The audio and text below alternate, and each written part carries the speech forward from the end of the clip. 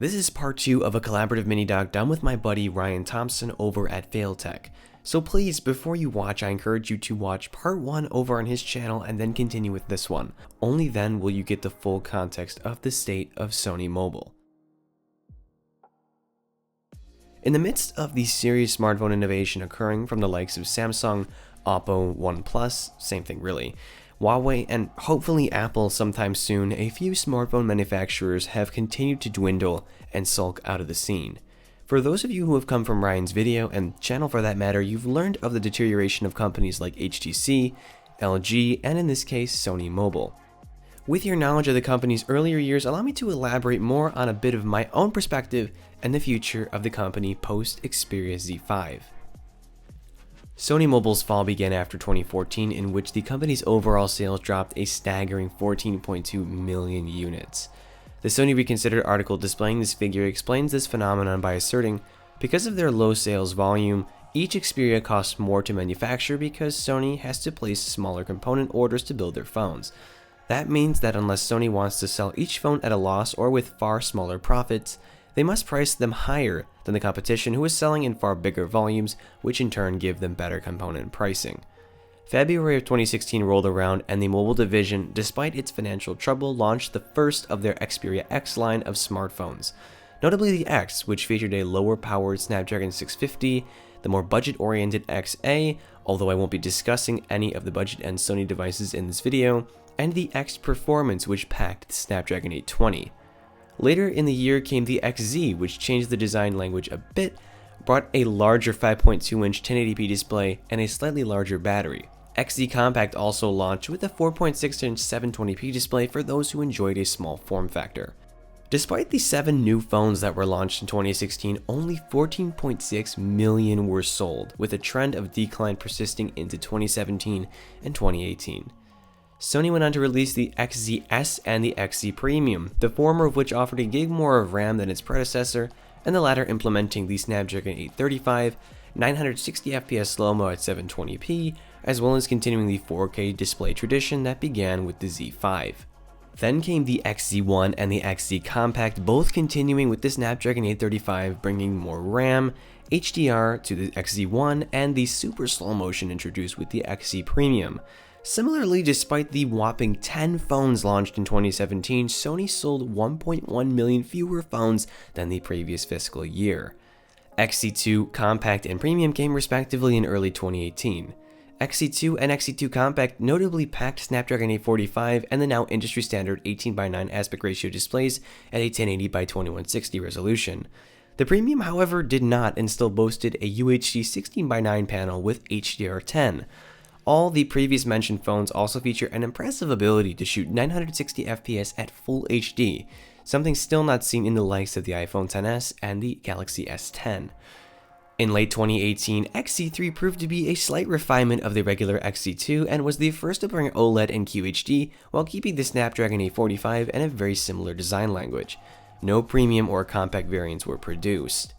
All the while, Sony saw fewer and fewer sales, and by quarter 3 of 2018 had only sold a sad 5.4 million units.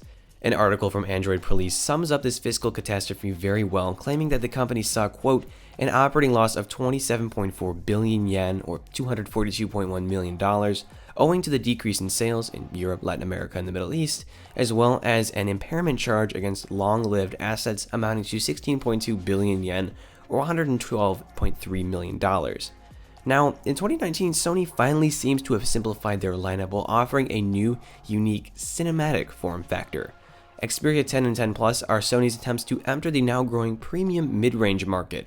Both are being sold around $350 to $430 and feature 1080p-ish, very interesting looking 21:9 displays, fairly average dual camera setups, and Snapdragon 600 series processors. The Xperia 1 appears to be Sony's crack at a $1,000 smartphone with an MSRP of £849, which translates roughly to a little over $1,100 USD. It packs an impressive spec sheet with a unique 21:9 4K OLED HDR-enabled panel, a triple 12-megapixel camera system similar to that of the S10, 6 gigs of RAM, and the new Snapdragon 855 SoC. However, Xperia 1 was unveiled on February the 25th of this year, but still has yet to be put on the market for sale. But again, despite Sony Mobile's effort to catch up with the arguably sprinting smartphone market, they have failed to leave a real mark, especially from what I've seen in media coverage. Frankly, no one really gives a shit about what they're launching. Hell, I had no idea these phones existed and I'm constantly binging tech content on YouTube. Let's do a quick search. The disparity in YouTube viewership comparing the Xperia 1 to, let's say, the S10 is enormous.